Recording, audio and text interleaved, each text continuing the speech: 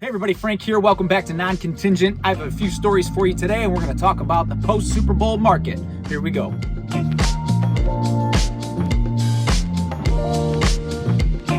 All right, well, welcome back. It is February 21st, 2024, and for you Midwesterners out there just like me, it is 60 degrees today, and it's beautiful. I get to just wear a sweater because I run cold, but I know I'm going to see a lot of people in shorts and t-shirts today, so that's nice.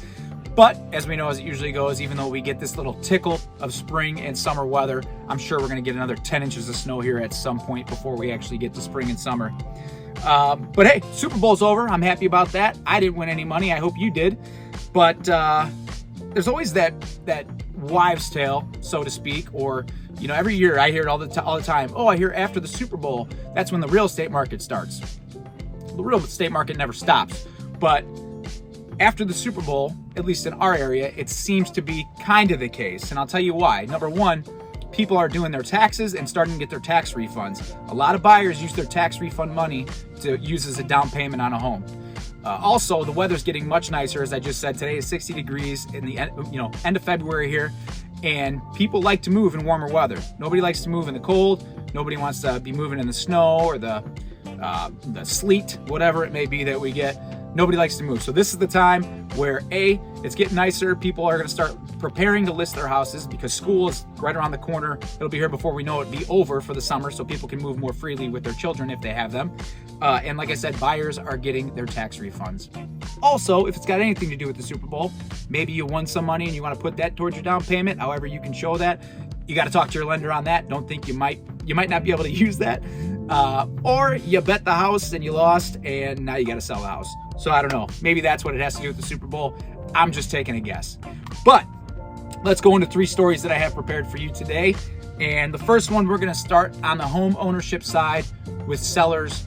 Well, not sellers so much, but people who currently own a home right now. This report is a February 6th CoreLogic article. And home equity and home value has increased 5.5% year over year. 5.5% year over year to this year. So from last year to this year. And it's been pretty much the case since COVID when prices started going up high. It's been pretty much a 5% kind of on average year over year. And the fun fact here is that even though with rates going up and we've seen a little bit things of houses staying on the market a little longer, which has decreased prices. We've seen a lot of price reductions over the last quarter to quarter and a half, and buyers are fighting back a little bit this last quarter to quarter and a half, saying, hey, we're going to offer you less because X, Y, and Z. They're not just paying whatever is the listing price. Even though we've seen a little bit of a decrease in prices over the last couple months, there is a prediction that from January 24 to December 2024, prices will increase again by 2.8%. So we saw a 5.5% increase last year. Now they're forecasting a 2.8% increase this year. What's that mean? I'll tell you what that means. That means you got stacks on stack. We got stacks. That's like $50,000 in play money. I got another $50,000 in play money. I got another $50,000 in play money. Mr. Potato Head loves it. What's that mean for you? That means boomers, so to speak, who've been in houses for 25, 30 years, and it was their lifelong home, you got a lot of equity. If you bought in the last 2-3 years, you've got a lot of equity. There's equity in your home to use. So raises a couple issues, right? I mean, boomers or homeowners have so much equity, and because they were able to refinance, and there's another article about those refinances, because they were able to refinance during COVID and get such a lower payment monthly, but have all this equity in their house, whether they use it or not, a lot of them say, well, I don't want to sell because now I got to buy at a higher pricing where we're at now, and I'm going to get a higher interest rate. Well, I mean, you're selling for a higher price because you have equity. If your house goes up, typically the houses you're probably around you that you're looking at have gone up as well. So you got to keep that in consideration. Why are they expecting a forecast, or why are they forecasting a 2.8% growth this year? January jobs report of 2024 said that we have added 353,000 jobs in the U.S. So the U.S. job market, according to this article, is strong. And also the pricing, obviously, like we talked about during the COVID years, shot prices up. So equity is still huge in your home, and we are still seeing a low supply and demand. So obviously, Economics 101, I didn't do good in that class, but what I can tell you is that I know supply and demand equal your pricing, right? So if you have high demand, low supply, which we've had for many years now, it's still going to increase the value of your home. So they're forecasting 2.8% more equity in your house this year because, again, good job market. So people are still able to afford houses and pay more, but we still have that demand side where the supply is demanding higher prices. So that's always a nice thing. I just like to go through that article real quick. Again, that's a February 6th CoreLogic article about all your equity that you have. And again, this is play money. I wish this was real money. Bought it off Amazon. Be nice if you could just spend $30 on Amazon and get $150,000 back. That's a cool deal, in my opinion. Anyway, the next article that I wanted to, or this is actually just a little stat. It's not really an article, but this is from our most recent Realtor Magazine article. And this is from our economist. And he says that there is a pickup in first-time home buyers, which is great news. First-time home buyer traffic made up 31% of sales in November. And they're talking this last November, 2023, up from 28% of October of 23, and even up year over year from November 2022. And it's revealed that in NAR's profile of home buyers and sellers revealed that the first-time home buyers' annual share last year was 32%. So seeing an increase of first-time home buyers is a good thing. Before all the craziness of the COVID era and prices skyrocketing, there was a stat that I read. It's in one of my earlier videos, but I believe first-time home buyers made up about 40 to 50% of the market. Because there used to be so much easier, there used to be so many more homes that were affordable, and first-time home buyers could get in there with one job or, a lower income. Over the last 4 or 5 years, prices have shot up. It's been super hard for first-time home buyers, and first time coming in out of college into the job market to even get a house. So first-time home buyers have been, renting more, staying with their parents, or not buying at all, and that's affected the first-time home buyer market, and has kind of taken buyers away from the market. Although in our area, again, Northwest Indiana, supply and demand has been there, so people are still selling their homes. But that's a good thing, because not only does that show we're getting the first-time home buyers, we're starting to change the cycle. The cycle's starting to change. More first-time home buyers are coming into the market. That also shows that they're able to afford. So either their wages are increasing, or they're able to negotiate a better offer where they're getting that price that they need. So that is a good thing that we're seeing more first-time home buyers getting to the market, because the big fear is that the generation that are the first-time home buyers may turn into a renter's nation, which would not be a good thing. But it's a good thing we're starting to see a cycle. So we've got a lot of equity in your house. Super Bowl's over, so the old saying, now it's the real estate market time. You got first-time home buyers getting into the game. Now this next article kind of goes with that last article. This is Save Big by Splitting Rent. This is a Realtor.com article, and this was from earlier this month. And this says, Save Big by Splitting Rent. And this says, with Valentine's Day just around the corner, some couples are considering taking the next step and moving in together. Better hope it's the right person.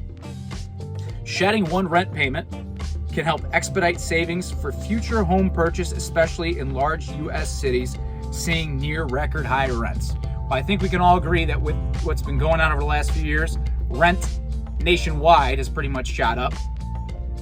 And it's kind of a burden. You say, okay, well, you're a first-time home buyer, or you're maybe a second-time home buyer, but first-time home buyer is somebody without owning a home. And sorry, you can't afford to buy at these high prices, but here we'll also jack up your rent too, which makes it tough to even try to save for a home. So they're saying people are moving in together, and since it was right around Valentine's Day, they're saying couples are moving in together.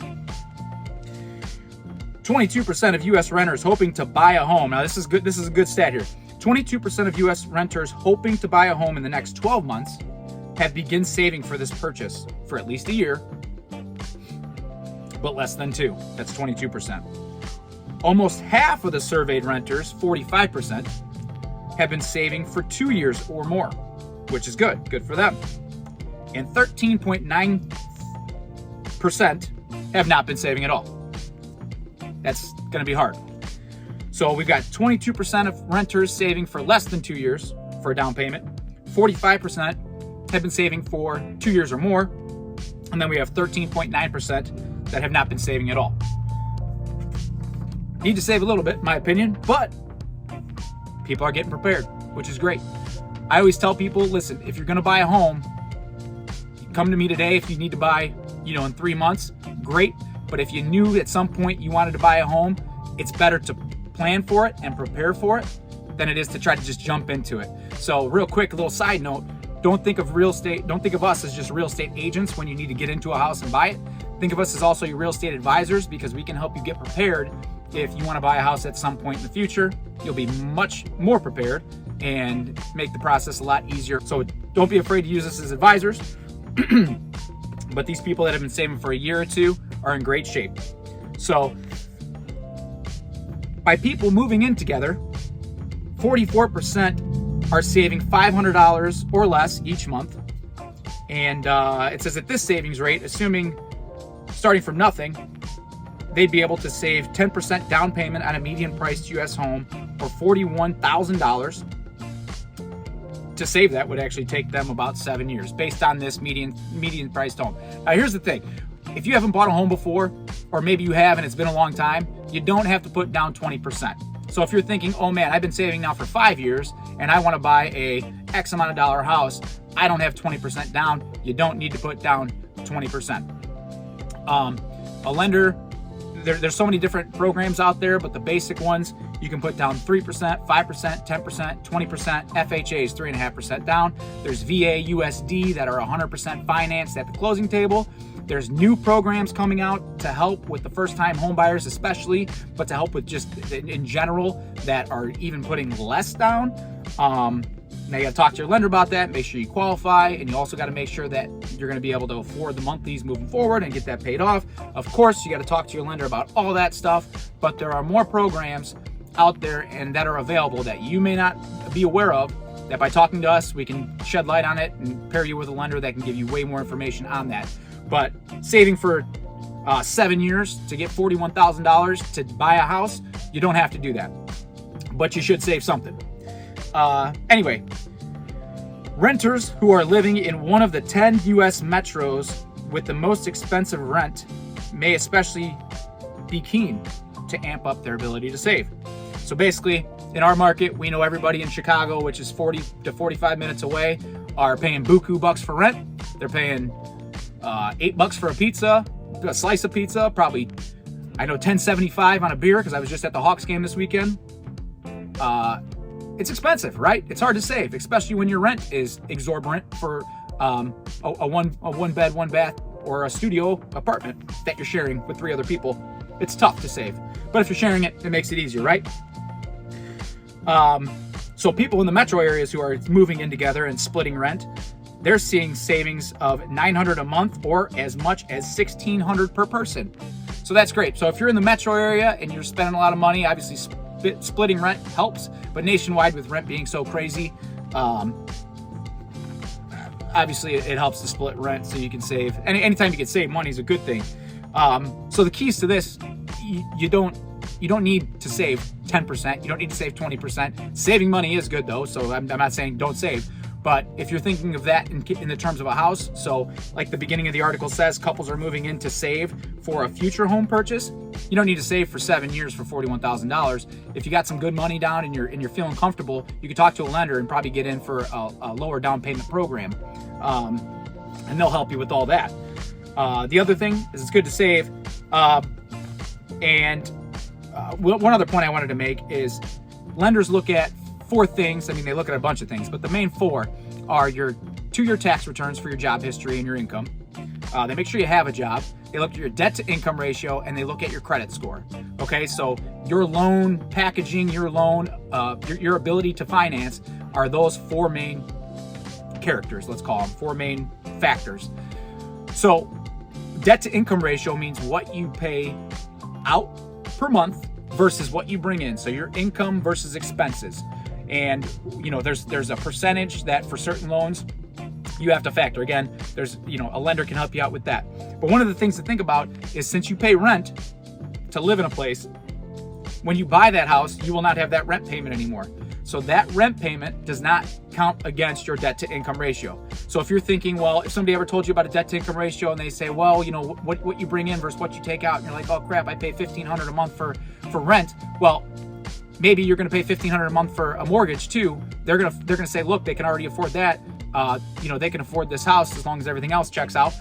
But it's not going to be counted against you to your debt, your DTI, because what they're looking at is, even when you move into that house, what expenses are you still going to have? A rental, you're not going to be renting that house when you move into a primary home. So if you ever heard that and you thought about that, that's not going to count against you, and you've already maybe paying that monthly, you may already be able to afford a house. So all in all, talk to a lender. That's what I'm trying to tell you, because it's the end of the Super Bowl and it's the hot spring market, like everybody says. And it really is. We're seeing a lot more activity. We're seeing more people getting financed now. Rates have come down. They've creeped a little bit back up. We just talked to a lender yesterday. They're playing the 2 steps forward, 1 step back type deal, like our lender said yesterday. But it's getting hot. The weather's getting hot, 60 degrees today. And if you want to buy a house, if that's your goal, talk to us early. We're here to help.